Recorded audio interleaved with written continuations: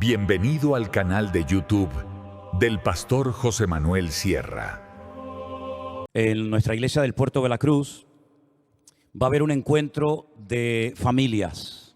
Queremos invitar a todos los padres que tienen niños a que pasen el día con sus hijos en esa actividad especial en el Puerto de la Cruz, el día martes, a partir de las 11 de la mañana. Todos los años hacemos una reunión especial con los niños y con los padres, Y entonces queremos invitar a todos ustedes para que estén y, bueno, sea un día como siempre, como todos, ¿no?, de bendición, en el que pueda haber comunión entre las familias, los hermanos de la iglesia, los niños.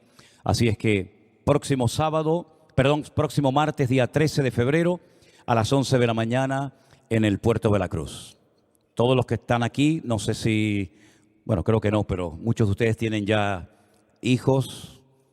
¿Cuántos tienen hijos de los que están aquí? Más o menos que en edad así de escuela dominical. Muchos. Ok, bueno, pues este anuncio es para ustedes. ¿De acuerdo, hermanos?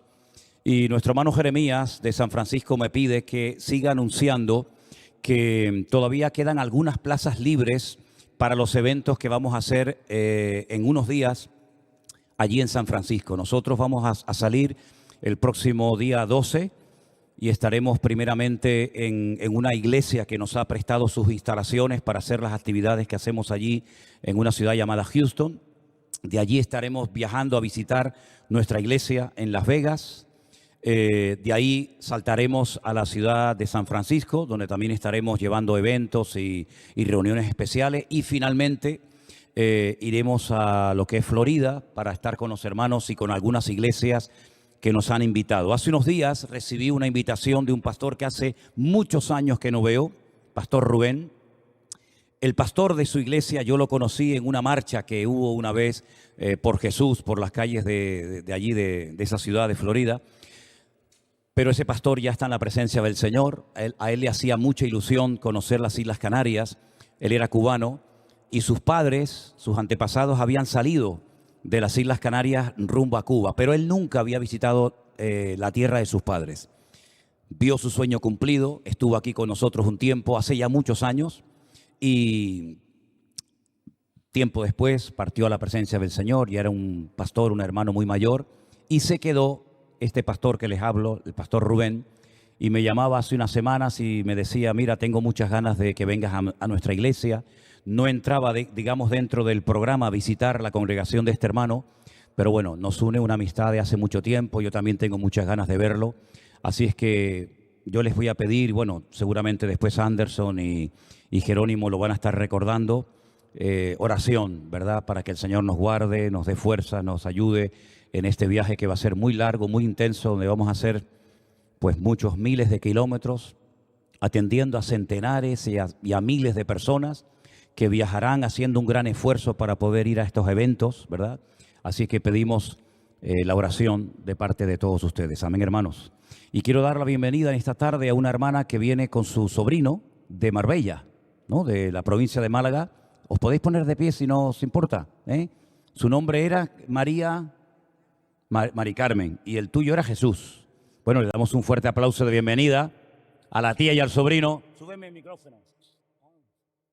Amén, gloria a Dios. Bienvenidos, Dios os bendiga. No sé si hay alguien por primera vez en esta tarde en la iglesia, o ya todos. Perdón, también vienes con una prima, ¿es? ¿Sí? ¿Tu nombre era? ¿Cómo? Amén. Es que los venezolanos y los cubanos cada vez me lo ponen más difícil, Bueno, Dios te bendiga. Damos un aplauso también de bienvenida a ella, ¿vale? Dios te bendiga. Muy bien. Gloria a Dios. Muy bien, hermanos. Vamos a orar un momentito. Cierre sus ojos si es tan amable. Vamos a pedir que en esta tarde lo que vamos a estar compartiendo sea de bendición para todos nosotros y que podamos disfrutar de esta palabra que el Señor habla en nuestros corazones. Cada persona es un mundo, dice el refrán, ¿no? Y no todos los presentes tenemos la misma necesidad. Dios conoce tu vida, tu situación laboral, económica, matrimonial. Dios conoce a todos nuestros hermanos que están conectados en todas partes del mundo en este momento. Pero la palabra de Dios es tan poderosa y tan maravillosa que cuántas veces cuando termina uno, sea yo o cualquier otro pastor, de predicar, Muchas personas dicen, hoy el Señor habló a mi corazón.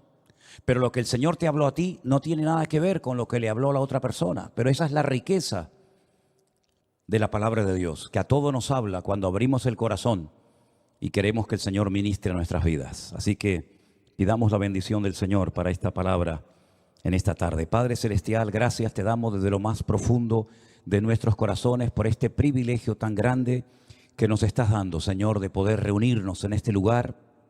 Ya te hemos alabado, te hemos adorado, hemos participado, Señor, del pan y del vino, recordando tu muerte, tu resurrección, tu venida. Ahora pedimos, Señor, que tu palabra habla a nuestras vidas y que podamos salir de aquí renovados, fortalecidos en la fe, para seguir adelante en esta carrera que tenemos por delante. Nos ponemos en tus manos y pedimos todo en el nombre de Jesús. Amén y amén. Quiero invitarles, si quieren venir conmigo, o lo pueden ver en la pantalla de la iglesia. La lectura que voy a leer se encuentra en el segundo libro del Antiguo Testamento, el libro de Éxodo, capítulo 11. A partir del versículo 1, la palabra del Señor nos dice así. Dios le dijo a Moisés, una plaga traeré aún sobre Faraón y sobre Egipto, después de la cual él os dejará ir de aquí, y seguramente os echará de aquí del todo. Habla ahora al pueblo y que cada uno pida a su vecino y a su vecina alhajas de plata y de oro. Y Dios le dio gracia al pueblo en los ojos de los egipcios. También Moisés era tenido por gran varón en la tierra de Egipto a los ojos de los siervos de Faraón y a los ojos del pueblo. Dijo pues Moisés, el Señor ha dicho así, a la medianoche yo saldré por en medio de Egipto y morirá todo primogénito en la tierra de Egipto.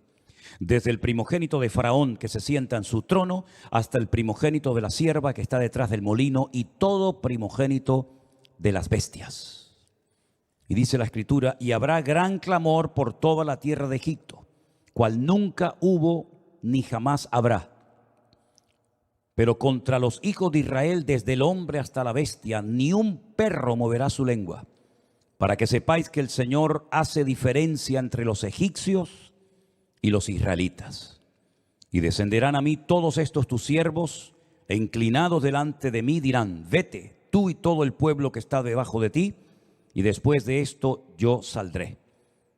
Y salió muy enojado de la presencia del faraón. Pero Dios le dijo a Moisés, Faraón no os oirá para que mis maravillas se multipliquen en la tierra de Egipto. Moisés y Aarón hicieron todos estos prodigios delante de Faraón, pues el Señor había endurecido el corazón de Faraón y no envió a los hijos de Israel fuera de su país. La historia que se cuenta en el libro del Éxodo es una historia muy conocida, incluso se han hecho ya varias películas, donde se ve a los hijos de Israel sufriendo bajo la esclavitud, la tiranía del faraón, cómo Moisés logra sacar al pueblo de Israel de la esclavitud, cruzan el Mar Rojo rumbo a la tierra prometida. Pero antes de todo eso, sucedieron en Egipto 10 manifestaciones diferentes del poder de Dios. Lo que conocemos como las 10 plagas, aunque ahora vamos a ver que en el texto original en hebreo no se emplea la palabra plaga, sino vamos a ver qué palabra se emplea. Esas son las 10 plagas que el Señor mandó en un período de aproximadamente un año a los egipcios con varios objetivos, con varios propósitos. Número 1, la plaga de sangre. El río Nilo y todas las fuentes de agua y los pozos de agua en Egipto se convirtieron en sangre. Lógicamente no se podía beber de ese agua. La segunda plaga que mandó fue una plaga muy molesta, porque dice la Biblia que todas las habitaciones, las casas de los egipcios se llenaron de ranas. Recuerdo que una vez estuve en Cuba y me prestaron una habitación que estaba llena de ranas. Y por la noche las ranas hacen mucho ruido. En la cama de matrimonio dormíamos 3, yo bien pegado a la esquina, otro hermano flaquito en el centro y otro hermano en la parte de allá. Y después 7 u 8 por el suelo, rodeados. Pero había un pastor durmiendo conmigo esa noche que le tenía pánico a las ranas. Y yo le dije, mira, la próxima vez que me vuelvas a despertar, te tiro por la ventana y te vas a dormir con las ranas. Porque las ranas se nos subían por la cama. No, pero vamos a ver, no sé qué. Se nos subían por las camas y las ranas cuando se posan en el cuerpo son muy frías. Pero con el calor que hacía en Cuba, yo agradecía que se me subieran todas las ranas de Cuba, ¿no? Y el pastor no pegó ojo en toda la noche. Cuando ya por fin parece que el hombre ya estaba ya un poco ya aceptando la realidad, oímos un grito, pero como que lo estuvieran matando. Y es que fue al baño a medianoche y el baño estaba lleno de ranas y el hombre salió corriendo. Así que para los egipcios esta plaga tuvo que ser un golpe psicológico muy fuerte porque no pudieron dormir durante unos cuantos días. La tercera plaga, no sé si fue peor todavía, la plaga de piojos. No sé por qué cada vez que hablamos de piojos a la gente le empieza a rascar la cabeza, ¿ven? Siempre pasa lo mismo. Es como cuando uno bosteza, varios bostezan a la vez. Cuando se habla de piojos, la gente empieza, no sé, cuidado con las que tienen el pelo largo, que son las más fáciles de coger los piojos. Plaga de moscas. ¿Habrá algo más molesto que una mosca, hermano? A veces me han preguntado, ¿y para qué el Señor creó las moscas? Para que no nos durmamos fácilmente, será, ¿no? No. La plaga en el ganado fueron unas úlceras terribles, unas enfermedades en la piel, en los animales de los egipcios, que morían. Y claro, si se quedaban sin animales, imagínense, se quedaban sin comida. Después vino una plaga terrible que afectó la piel de todos los ciudadanos de Egipto. Unas úlceras terribles, una especie como de lepra. La plaga de granizo, fíjate, un país donde a la sombra hay 50 grados y que el agua se congelara es todo un milagro, porque el granizo es agua congelada. Hizo un daño en las cosechas tremendo y también mató a mucha gente y animales. La octava fue la plaga de langostas. La número 9, plaga de tinieblas. Dice que eran tinieblas tan espesas que casi se podían palpar. Sin embargo, en el campamento, en las casas de los hebreos, dice que había luz permanente. Pero en la parte de los egipcios, una tiniebla terrible. Y finalmente, sin lugar a dudas, una de las plagas peores, que fue la décima, la definitiva, la que ya golpeó duramente a Faraón y a su descendencia, fue la plaga de la muerte de todos los primogénitos. Vamos a poner ahí una palabra para que ustedes la puedan pronunciar, digamos la fonética de la palabra hebrea, señales y maravillas, es otot u moftín. Otot son señales, moftín son maravillas. En ningún momento el texto hebreo emplea la palabra plagas, sino que cada vez que aparece una plaga, según nuestra Biblia, la palabra que aparece es una señal o una maravilla. Eran señales y maravillas para los tiempos de los egipcios, sobre todo para el faraón. A través de esas plagas, Dios fue desmantelando toda la idolatría de Egipto. Porque detrás de esos animalitos, detrás de esos piojos, de esas ranas, de esas aguas, etcétera, etcétera, había un Dios, había un ídolo, había una imagen que supuestamente tenía que proteger a los habitantes de Egipto. Sin embargo, hicieron todos el ridículo porque ninguno de esos dioses fue capaz de proteger ni al ganado, ni a las personas, ni a las cosechas, ni absolutamente nada. Un ataque terrible a todos los dioses, un ataque por supuesto a los egipcios y al faraón. Toda la geografía de Egipto quedó afectada y Egipto es un país, como ya saben ustedes, bastante grande. Pero sobre todo lo que el Señor intentaba era resaltar su control y poder por encima de todo. De la tierra, del aire, de los animales, de la vida, absolutamente de todo. Faraón tenía que entender que él no era un dios, que sus dioses no servían absolutamente para nada, pero que el Dios creador del cielo y de la tierra, del cual hablaba Moisés y Aarón, era el Dios que controlaba absolutamente todo. Y cuando quería hacer algo lo hacía, y cuando quería anular un decreto lo anulaba, y todo eso fue durante un periodo de un año. Faraón perdió la capacidad de poder controlar el país. Se le fue el país de las manos. Tuvo que reconocer que él no podía hacer absolutamente nada para evitar la catástrofe que estaba experimentando su país. Pero también algo muy importante, y es que él estaba constantemente rodeado de brujos, de adivinos, de magos, que en algunas ocasiones intentaron imitar algunas de estas señales o maravillas de parte de Dios, pero al final tuvieron que reconocer de que ellos no tenían el poder para poder hacer exactamente lo mismo que hacía Moisés con aquella vara que el Señor le había dado. La última plaga es una plaga muy importante porque es como un doble milagro. Fijaros que iba a morir todo primogénito siempre y cuando no obedecieran lo que el Señor les había dicho que hicieran para no morir. Dios hizo una diferencia entre los primogénitos de Israel y los primogénitos de Egipto. Pero no solamente hizo esta diferencia, sino que a unos protegió y otros murieron. Y es que solamente había una posibilidad de evitar la muerte, y es lo que cuenta el capítulo 12. Y lo que hemos celebrado en esta noche, pan y vino, viene de aquella celebración llamada la fiesta de Pascua o de Pesaj. Porque la primera vez que se celebró en la historia la fiesta de la Pascua precisamente fue en Egipto, la noche que salieron de la esclavitud rumbo a la tierra prometida. Por eso en el capítulo 12 dice: este mes os será principio de meses, para vosotros este será el primero de los meses del año. Es curioso porque ese mes en el que se celebra la Pascua es el mes de Aviv. La palabra Aviv significa primavera.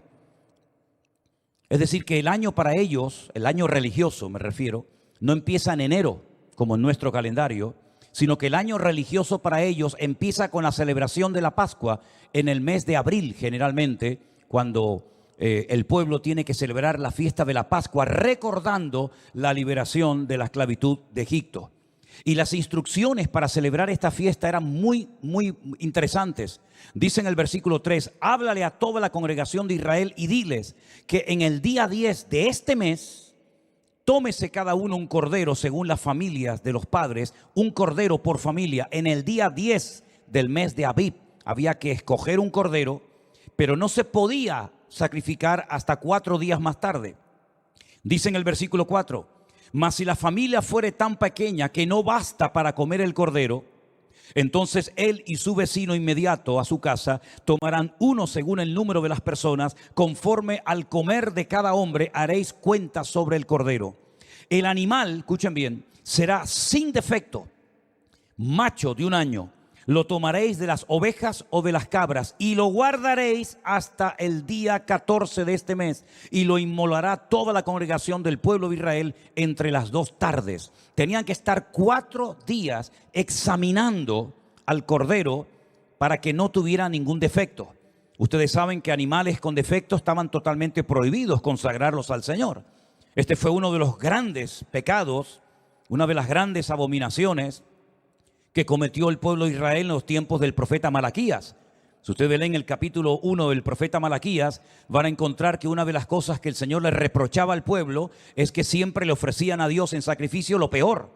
El cojo, el enfermo, el ciego, el que estaba defectuoso, se lo entregaban al Señor como sacrificio. Y entonces es cuando el Señor, a través del profeta Malaquías, confronta al pueblo y le dice: ¿por qué ese animal defectuoso o enfermo, que está totalmente desacreditado para ser presentado como sacrificio al Señor, por qué no se lo presentas a tu príncipe cuando le invitas a comer? O a tu padre o al sacerdote. ¿Verdad que no te atreverías a hacer semejante disparate? ¿Por qué entonces me ofrecéis a mí lo que no sirve, y lo que sirve se lo quedan ustedes? Era tan dura la rebeldía y la desobediencia del pueblo en el tiempo del profeta Malaquías que no eran conscientes de que lo que estaban haciendo era una falta de respeto a Dios tremenda, pero lo seguían haciendo. Así es que ellos tenían que estar 4 días desde el día 10 del mes de Aviv hasta el día 14 examinando escrupulosamente si ese animal era apto para ser sacrificado. Es curioso notar cuántos días estuvo el Señor en Jerusalén antes de ser crucificado en la cruz. Miren cuando Él entra triunfalmente a la ciudad de Jerusalén, Él que era el Cordero de Dios que quita el pecado del mundo, ¿se acuerdan? ¿Cuántos días previo a la cruz estuvo el Señor Jesucristo en Jerusalén? Y subía al templo, y cuando querían apedrearlo, cuando querían matarlo, Él decía: ¿por qué buena obra me matáis? En otras palabras, Él se expuso para que durante 4 días lo examinaran, lo probaran y llegaran a la conclusión de que era el Mesías verdadero o otro falso Mesías de tantos que habían aparecido por allí. Por supuesto, Él no tenía ningún defecto, ni muchísimo menos, todo lo contrario. Los defectuosos éramos nosotros. Él era el Cordero perfecto que vino a derramar su sangre y su vida por nosotros en la cruz del Calvario. Amén, hermanos. Ahora dice: tomarán la sangre y la pondrán en los postes, en los 2 postes y en el dintel de las casas en las que han de comer. Y aquella noche comerán la carne asada al fuego y panes sin levadura con hierbas amargas las comerán. Hasta el día de hoy, cuando en Israel o fuera de Israel celebran la fiesta de la Pascua, la comen exactamente igual, con las mismas instrucciones, los mismos ingredientes, las mismas hierbas amargas, los mismos panes sin levadura que se llaman matzá, exactamente igual. Porque ellos quieren recordar perpetuamente, porque fue un mandamiento que el Señor dijo que lo tenían que celebrar por generaciones, perpetuamente, para que nunca olvidaran las maravillas, las cosas tremendas que el Señor hizo por ellos antes de sacarlos de la esclavitud en Egipto. Comeréis entonces ceñidos vuestros lomos, versículo 11, con vuestro calzado en vuestros pies, con vuestro bordón en vuestra mano, y lo comeréis apresuradamente, porque es la Pascua para Dios. Ellos esa noche iban a salir. ¿Cuánto tiempo habían estado los hijos de Israel en Egipto? Se cree que aproximadamente unos 420. No siempre de esos 420 años fueron esclavos. Probablemente la esclavitud no duró más de 200 años. Pero sea como sea, hubo muchísima gente, miles de personas, que nacieron como esclavos, vivieron como esclavos y murieron como esclavos. Nunca fueron libres. Siempre estuvieron bajo el yugo, bajo la opresión de los egipcios y del faraón. Era humanamente hablando imposible salir de allí. ¿Cómo se iban a rebelar un montón de esclavos contra el imperio militar más poderoso de la época?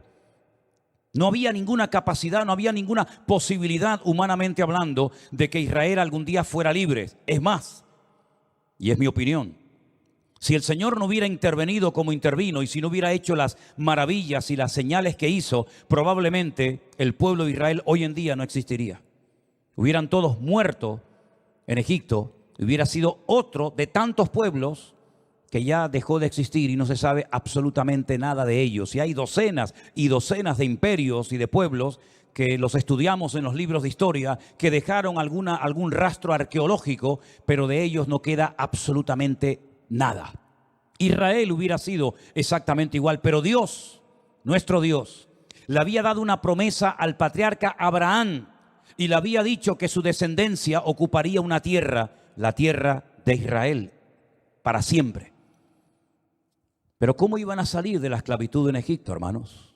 No tenían armas, no tenían capacidad, no tenían el entusiasmo, la fuerza, ni siquiera la fe de poder ser libres de aquella opresión terrible. Pero el Señor dice en la Biblia que cuando vio que ya estaban agobiados y clamaron y oraron, el Señor les envía un libertador. Y ese libertador fue un hombre que cuando era niño fue salvado de una forma milagrosa de la muerte. Porque se había proclamado un edicto, un decreto, de que todos los niños tenían que ser arrojados vivos al río Nilo y allí morirían. Pero el Señor salvó milagrosamente a uno de ellos y ese niño se llamó Moisés. Y hemos leído esta tarde en la historia que Moisés, cuando tenía 40 años, después de haber sido adoptado, nada más y nada menos que por la hija del faraón, él salió a ver cómo vivía la gente en Egipto. Y seguramente algo le hirvió la sangre por dentro, porque dice que vio a un egipcio abusando de un hebreo, de un israelita. Y entonces él dice que se levantó contra él y lo mató. Y tiene que huir durante 40 años. Y cuando este hombre tiene 80 años de edad, el Señor lo llama. Se le aparece a través de una zarza que ardía y no se consumía. Y el Señor le dice, tienes que volver otra vez a Egipto. Y tienes que sacar a mi pueblo y traerlo aquí. Y aquí yo le daré leyes y estatutos y decretos y mandamientos para que me honre y para que me sirva.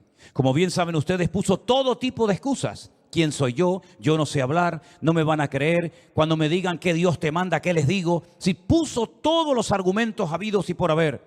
Pero el Señor le fue respondiendo a uno, a otro, hasta que finalmente él se convence de que él va a ser el instrumento de Dios. Como Dios ha utilizado muchos instrumentos a lo largo de la historia, ahora él iba a ser el instrumento en las manos del Señor para sacar al pueblo de la esclavitud en Egipto. Y lo hizo, pero no fue fácil. Cuando él llega a Egipto y pide audiencia con el faraón y va junto con su hermano Aarón, la Biblia dice que fueron arrojados de su presencia.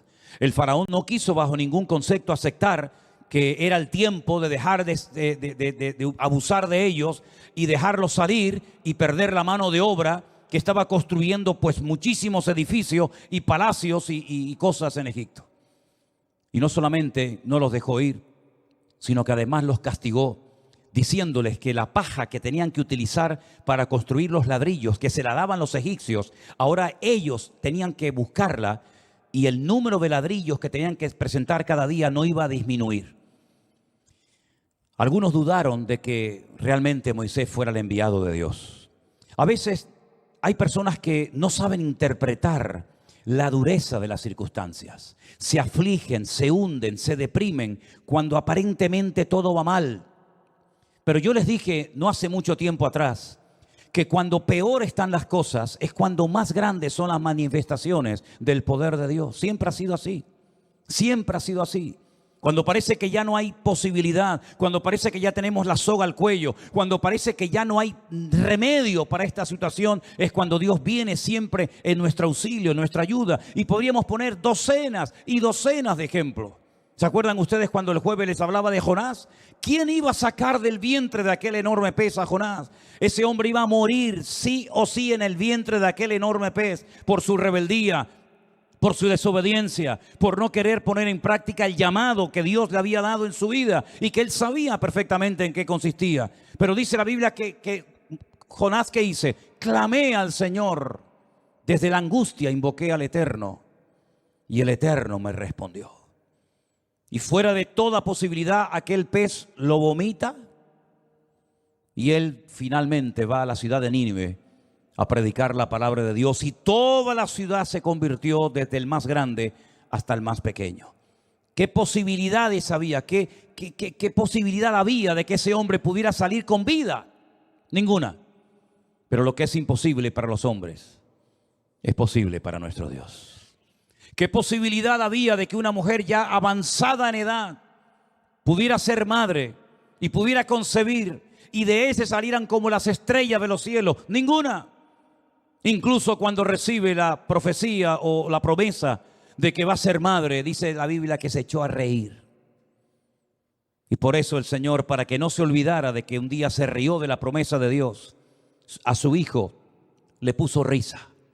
Eso es lo que significa el nombre Yitzhak o Isaac, el que reirá. Porque antes de reír hay que llorar para poder valorar la risa y el gozo. ¿Quién le iba a decir a Abraham, cuando fue al monte Moriah a sacrificar a su hijo, que el Señor iba a presentarle un carnero para que ocupara el lugar de su hijo? Nadie, él no lo sabía. Él iba dispuesto a sacrificar a su hijo. Pero cuanto más difícil esté la situación, más grande será la manifestación del poder de Dios en tu vida. Amén, hermanos. ¿Quién le iba a decir a Pablo cuando se le hunde el barco rumbo a Roma que iba a salvar la vida en medio de una tormenta en el mar Mediterráneo? Se le hunde el barco. Él ya había dicho, no zarpen, no salgan. Esta brisa no, les está engañando. Viene un huracán, viene tormenta, se avecina una tormenta tremenda. No le hicieron caso. Finalmente el barco se rompe en 1000 pedazos y quedan ahí flotando en alta mar como náufragos. Una muerte segura. El Señor lo protegió. Llega a la orilla de la isla de Malta. Hace frío, está lloviendo. Recoge ramas para hacer un fuego. Le pica una víbora en el brazo. Todo el mundo dice tiene que ser un criminal, un homicida, un hombre que la justicia le está persiguiendo por todas partes. Finalmente los que dijeron que era un homicida, ¿saben lo que dijeron? Es un Dios. Es un Dios en forma humana. ¿Quién nos iba a decir? ¿O quién le iba a decir a los discípulos tristes y destrozados, verdad? En aquella habitación donde decían, ahora van a venir a por nosotros y nos van a matar también a nosotros. ¿Quién les iba a decir que de repente se aparece el Señor así de la nada, con las puertas y las ventanas cerradas y les dice, paz a vosotros? ¿Quién les iba a decir a ellos que lo iban a volver a ver y abrazar y a comer con Él y caminar con Él 40 días más antes de que fuera otra vez llevado a la gloria? No sé cómo está la situación de tu vida, no sé qué fuerte es la tormenta, qué oscura es la tempestad que estás atravesando, pero lo que está bien claro es que cuanto más difícil y más cerrada parezca la puerta, más grande será la manifestación del poder de Dios. Amén, hermanos. Miren la ironía de la vida. Quisieron matar a todos los niños varones y a uno lo adoptó nada más y nada menos que la hija del faraón y lo crió como si fuera su propio hijo. 40 años Qué sentido del humor tan grande tiene nuestro Dios, ¿eh? Me vas a criar al que te va a reventar el país dentro de 40 años. Porque sin lugar a dudas las 10 plagas fueron una ruina económica para Egipto. Terrible. Lo perdieron absolutamente todo, la ganadería, la agricultura, el heredero al trono también lo perdieron, la credibilidad del faraón, todo quedó totalmente destruido y desmantelado. Porque cuando Dios toma una determinación, nada ni nadie lo puede detener. ¿Cuántos dicen amén? Estamos viviendo en unos tiempos difíciles, claro que sí, y más difíciles que se van a poner. Y me llama mucho la atención que cuando uno, por ejemplo, lee el último libro de la Biblia, estas plagas están en el segundo libro de la Biblia. Y uno dice, bueno, esto eran cosas que pasaban antes, estas plagas, ¿no? Estas señales, estos prodigios. ¿Saben ustedes que cuando les toque leer el libro del Apocalipsis, o a lo mejor algunos ya lo están leyendo, en el capítulo 8 van a encontrar que en los últimos tiempos, en los tiempos de la tribulación, habrá una plaga de granizos y los granizos pesarán 1 talento. ¿Alguien sabe cuánto pesa 1 talento en la Biblia? ¿Cuánto pesa 1 talento? 1 talento pesa 45 kilos. Así que aunque salgas con paraguas, me parece a mí que poco va a servir. Dice la Biblia que caerán granizos del peso de 1 talento sobre ciertas y determinadas partes de la tierra, como en los días de Moisés, pero multiplicado por 20.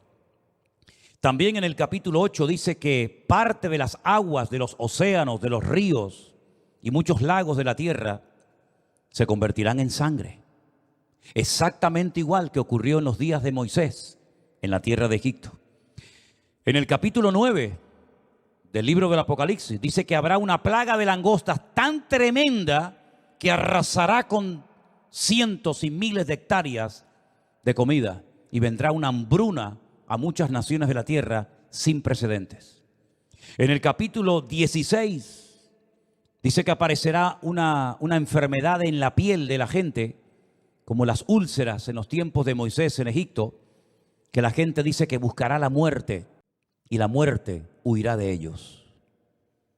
Y también en el capítulo 16 se profetiza que habrá en la tierra una plaga, una señal tremenda de tinieblas y también, de ranas.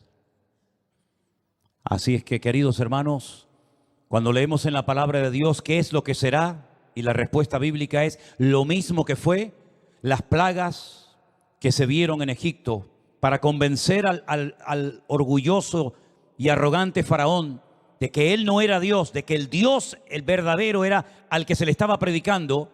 En los últimos tiempos también volverán a haber plagas y señales y maravillas para que el mundo reconozca que hay un Dios que es el que controla, el creador del universo, que por más que se rían de él, por más que se burlen de él, el que controla los tiempos, el que quita y el que pone, es el creador del cielo y de la tierra. ¿Cuántos dicen amén? Ese es nuestro Dios. La Biblia dice en el versículo 13, la sangre os será por señal en vuestras casas. Esa sangre que ponían en la puerta, en los dinteles, en los postes de la casa, iba a ser una señal. De tal manera que cuando yo vea la sangre, pasaré de vosotros y no habrá en vosotros plaga de mortandad cuando hiera la tierra de Egipto. Este día os será en memoria y lo celebraréis como fiesta solemne para Dios durante vuestras generaciones. Por estatuto perpetuo lo celebraréis durante 7 días. Durante 7 días están recordando todo lo que ocurrió en Egipto. Y dice el versículo 17, y guardaréis la fiesta de los panes sin levadura, porque en este mismo día saqué vuestras huestes de las tierras de Egipto. Por tanto guardaréis este mandamiento por vuestras generaciones, por costumbre perpetua. ¿Saben? En otras palabras, hay cosas que no tenemos que olvidar, cosas que Dios ha hecho por tu vida. Algunos están aquí que han venido de otras naciones porque Dios permitió que tú pudieras venir. Pero otros que quisieron venir se quedaron en el camino y no tuvieron la oportunidad que tú has tenido. Así que si algo tenemos que tener permanentemente los creyentes en nuestro corazón, es gratitud a nuestro Dios. El trabajo que tienes, sí, el trabajo ese que ahora mismo tienes, te guste o no, ¿a cuántos les gustaría tenerlo? ¿Saben que una vez oí que hubo una crisis tan terrible en Europa que cuando alguien estaba a punto de morir en un accidente porque se había caído de un andamio o había tenido un accidente de tráfico, la gente salía corriendo y le preguntaba, ¿dónde trabajas? No iban para ayudarlo, sino para decirle, ¿dónde trabajas? Porque como sé que vas a morir, esa plaza de trabajo se va a quedar vacía y yo quiero aprovechar tu muerte para buscarme la vida. ¿Saben, queridos hermanos? El hombre no aprende y olvidamos rápidamente las bendiciones que Dios ha derramado sobre nuestras vidas. ¿A cuántos de los que están aquí el Señor en su momento los sanó de alguna enfermedad tal vez maligna que a lo mejor te hubiera quitado la vida si no hubiera sido por la misericordia de Dios? ¿A cuántos el Señor le concedió el deseo, la petición de su corazón? Y tal vez a otros no. Así que mantengamos siempre en nuestras vidas la actitud de gratitud. Gracias por la ropa, gracias por la vida, gracias por el trabajo, gracias por la comida. Que nunca seamos ingratos. Porque una de las cosas que el Señor le dijo a este pueblo que vio estas maravillas, cuando entren en la tierra prometida, no se olviden que no es por vuestra gracia, por vuestro poder, por vuestra sabiduría, todo lo que estáis viendo como bendición, sino es por mi poder y es por mi misericordia y es por el amor que yo tengo hacia vosotros y no es porque ustedes sean mejores que nadie. Porque la Biblia dice que el Señor los escogió porque nadie los quería. ¿Quién quería comprar a una nación de esclavos? ¿Quién quería comprar a un grupo de personas que estaban condenados a la muerte, sí o sí? Pero el Señor nuestro Dios, dice la Biblia, que es un especialista en comprar, en adquirir lo que nadie quiere, lo vil y lo menospreciado, para avergonzar a aquellos que se creen algo. ¿Cuántos dicen amén? Estaba leyendo una historia en un libro en esta semana, me llamó mucho la atención y yo la escribí aquí y me gustaría leérsela. ¿Puedo? Gracias,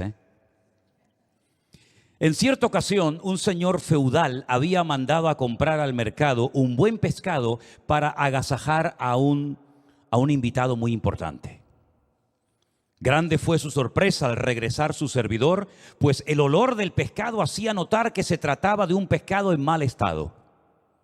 Obviamente el vendedor pensó en aprovecharse del humilde y sencillo servidor, pero el potentado señor feudal le haría pagar muy caro semejante actitud.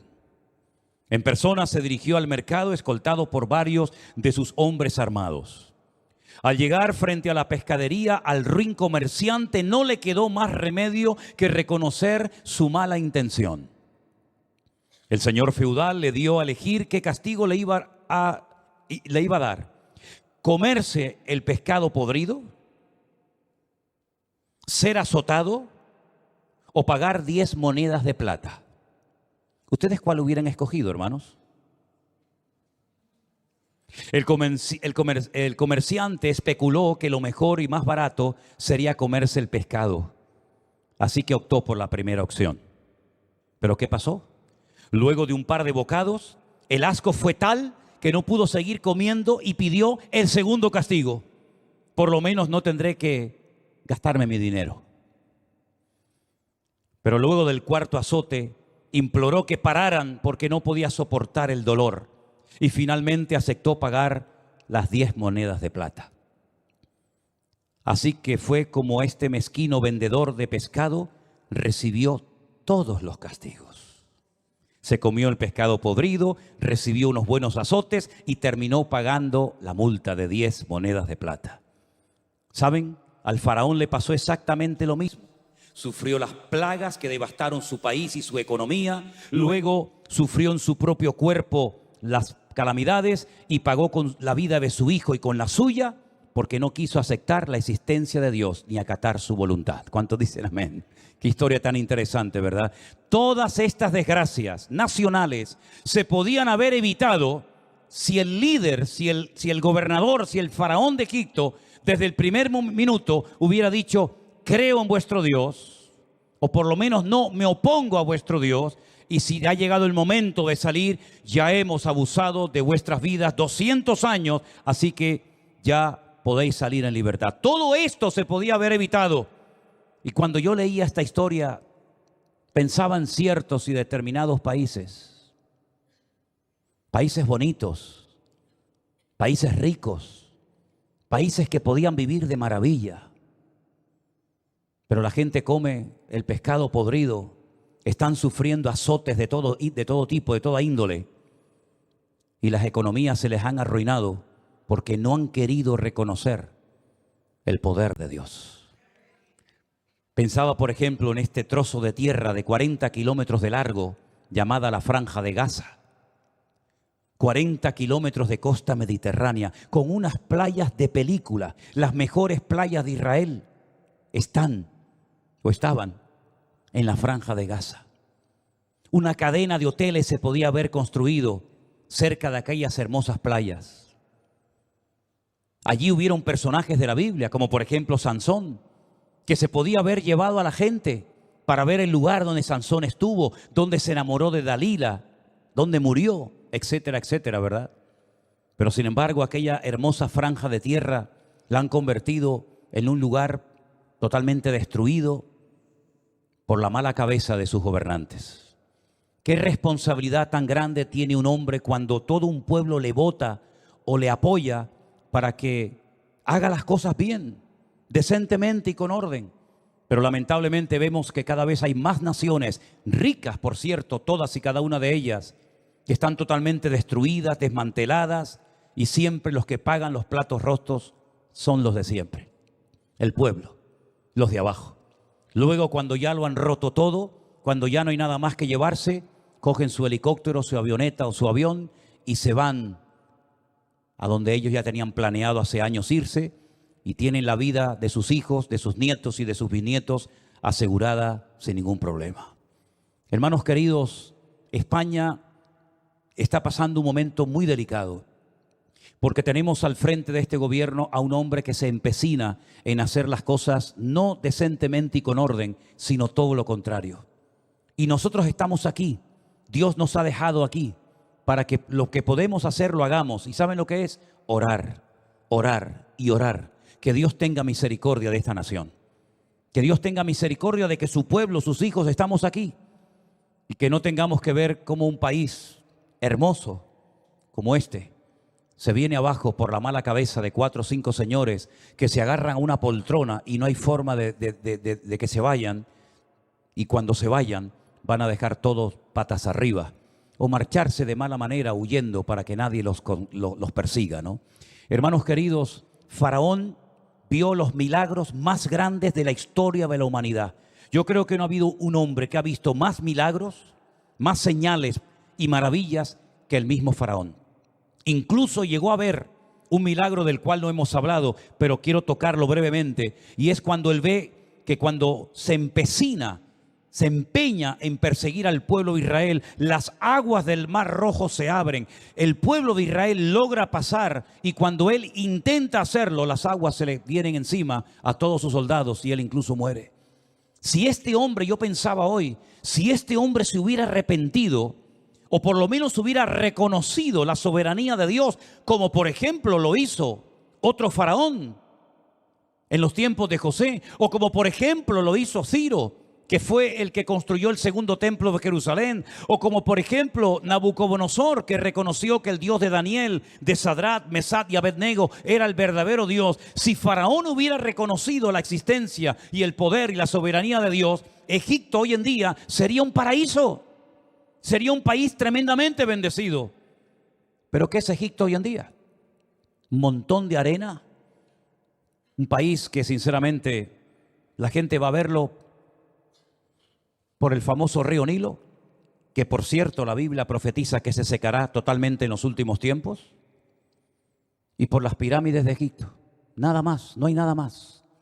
Así que mis queridos hermanos, la responsabilidad nuestra como creyentes es ser agradecidos, porque las señales no fueron hechas para convencer al pueblo de Israel. No, no, no. Los milagros fueron hechos para que el faraón no tuviera excusa de decir, pero es que yo no sé quién es ese Dios. Yo no sé lo que es capaz de hacer ese Dios de ustedes. pero no tuvo excusa. Porque una cosa es pecar por ignorancia y otra cosa es saber hacer lo bueno y no hacerlo, igualmente es pecado. Y el faraón tuvo una oportunidad histórica, tuvo el privilegio de poder reconocer que el Dios Todopoderoso era el Dios de aquellos esclavos, pero no lo hizo. Endureció su corazón. Y al final, a las personas que quieren endurecer su corazón, el Señor les dice: sí, pues yo te lo voy a endurecer ahora más todavía. Y hay un punto en el camino de la vida que es el no retorno. Es cuando ni siquiera ya tienes la capacidad de arrepentimiento, que es algo terrible, porque mientras hay conciencia, mientras hay un mínimo de luz o de 2 dedos de frente, hay posibilidad de corregir el rumbo. Pero el faraón entró en un callejón sin salida hasta el punto que ya no había retorno, no había oportunidad de arrepentimiento para él. Y es un ejemplo en la historia de cómo una persona puede endurecerse creyendo que le va a ganar a Dios, creyendo que le puede echar un pulso a Dios y ganarlo, y cómo este hombre quedó totalmente avergonzado, humillado, desmantelado y terminó perdiendo su vida, su país, su familia, absolutamente todo. Qué privilegio hemos tenido nosotros, queridos hermanos, de haber conocido la verdad. Pero ojo, no te comportes como el faraón. Si hay que humillarse, se humilla. Si hay que pedir perdón, se pide perdón. Si hay que hablar, se habla. Si hay que tocar una puerta, se toca. Pero ojo, porque yo veo en Faraón un ejemplo de una persona que lo tuvo todo y lo perdió todo por su rebeldía y por su desobediencia. No entres por ese camino. Ablanda tu corazón. Dice la Biblia, y termino: si oyereis hoy su voz, no endurezcáis vuestros corazones. Hoy el Señor está hablando a nuestras vidas y nos está mostrando que hay misericordia, que hay tiempo para arrepentimiento, que hay oportunidades para servirle. Hermanos, seamos agradecidos y aprovechemos estos tiempos para servir a nuestro buen Dios. Amén, hermanos. Cierre sus ojos, por favor, ahí donde está. Y vamos a orar a nuestro buen Dios, el cual pedimos que tenga siempre misericordia de nosotros, para que podamos siempre, con su ayuda y con su bendición, agradarle en todo lo que hagamos. Bendito sea nuestro Dios. Aleluya. Gracias, Señor Jesús.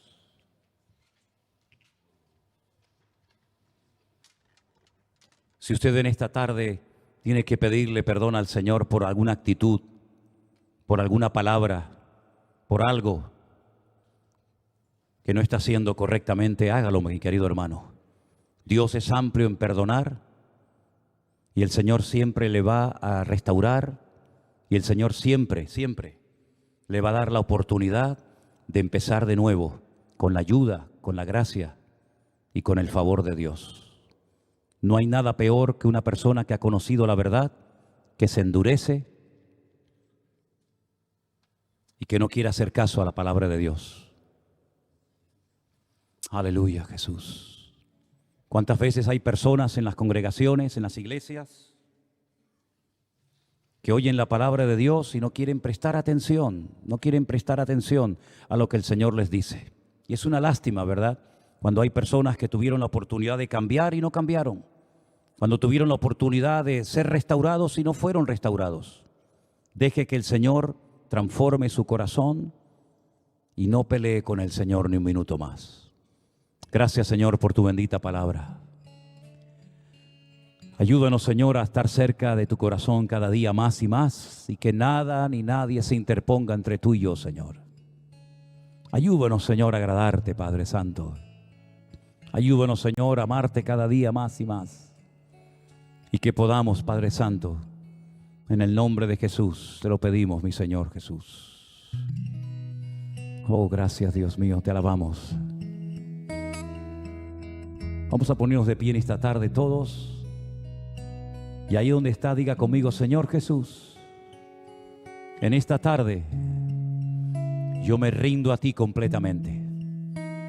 Y te pido perdón, Señor Jesús, dígalo conmigo. Te pido perdón, mi Señor Jesús, por cualquier actitud que no te agrade en mi vida. Levántame y transfórmame, Señor, en el nombre de Jesús.